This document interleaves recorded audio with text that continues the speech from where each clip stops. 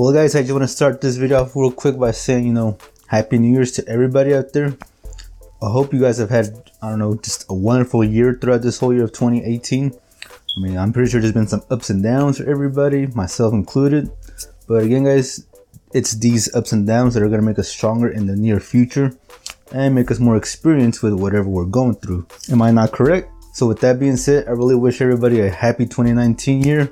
And moving forward, I just hope we accomplish more things that we wanted to accomplish in 2018, okay?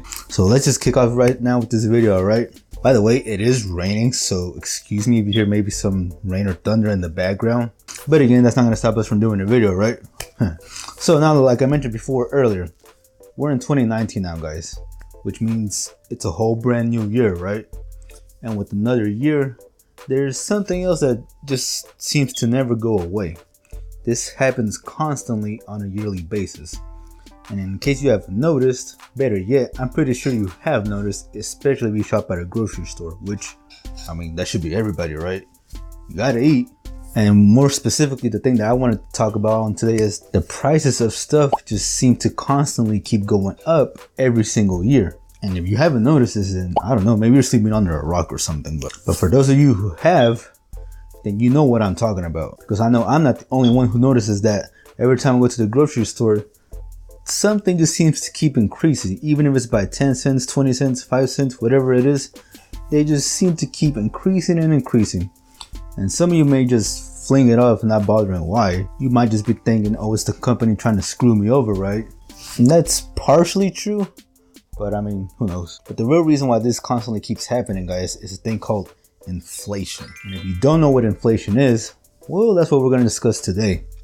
So basically, in the most simplest way I can put this, what inflation is when the buying power of your dollar seems to keep going down.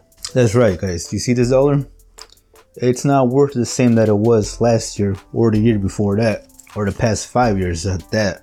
Now, what this basically means is that you're not necessarily losing money on your dollar, but it's losing the value of buying power that you were able to use in the past year, okay?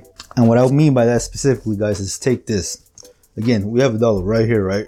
Well, in case you didn't know, inflation raises the price on certain goods every year by around 2 to 3% per year. Now, that may not seem like a big thing, okay? Because 2 to 3% of a dollar is like 2 pennies, 3 pennies around there, right?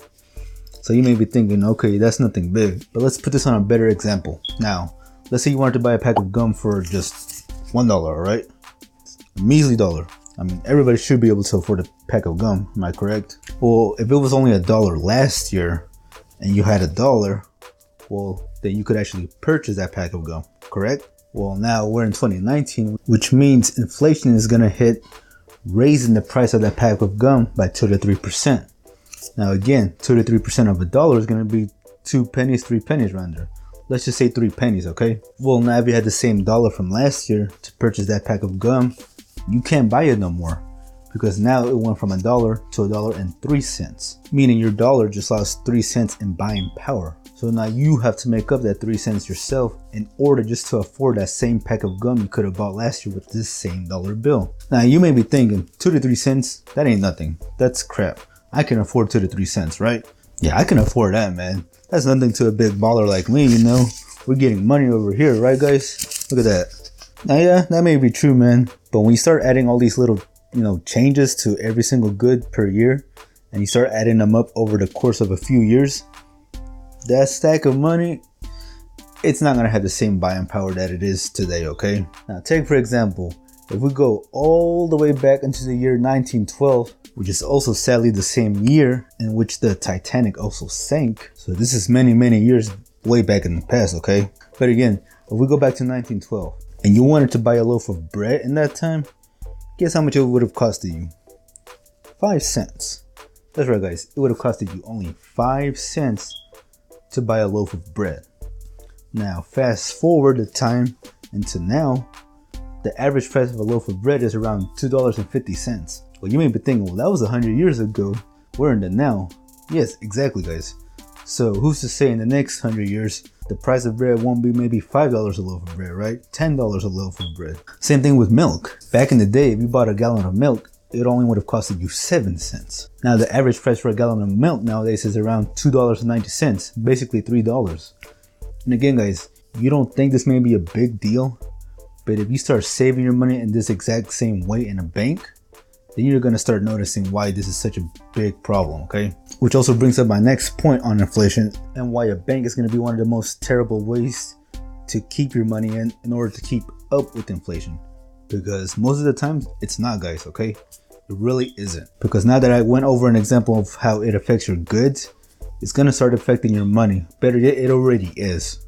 Because let's bring that same dollar back into the picture, guys, okay? Well, let's say you decide to save that same dollar into your bank account. Now, in case you didn't know this, the average return on a savings account in a bank is around 0.05%. And if inflation is 2 to 3%, then that's nothing, guys, okay? That's nothing. That's like receiving not even a penny, but losing 3 pennies in exchange for that, okay? So if you're just saving your money in a bank, guys, whoa, I hate to break it to you, but technically you're losing your money. Not physically, but due to inflation, you technically are. But again, guys, if you had $1 million right now in your bank account, well, in the next 10 years, you're gonna be losing thousands of dollars because of inflation. If you wanted to buy $1 million house today, you couldn't buy that same house with the same $1 million in the next 10 years. One, real estate, we all know that goes up over the course of time. And two, again, guys, inflation. It's just depreciating your money, okay? So it's really important that you start realizing this and choosing better options out there for your money. Now, I'm gonna say this again and again, guys. In order to beat inflation, you need to start possibly investing your money in something else. Whether it be stocks, real estate, maybe a business to make more money. It's important that you start putting your money into work in order to beat inflation so that you're not losing the value of your hard-earned money, okay? So anyways, guys, hopefully you enjoyed that video, and I really hope you learned something new from this video, because again, these topics are really important to you guys out here, especially when it comes to finances, okay? So as always, guys, if you enjoyed this video, be sure to give this video a huge thumbs up. Leave me a comment down in the section below. Let me know what you guys think. And if you haven't already and you're new to the channel, I highly advise you start subscribing to the channel. I mean, it's free, or at least for now it is. I mean, you know, the government. And again, guys, as always, just happy New Year's, guys. Hopefully you guys stay safe out there, and I'll see you guys on the next video. All right, guys, later.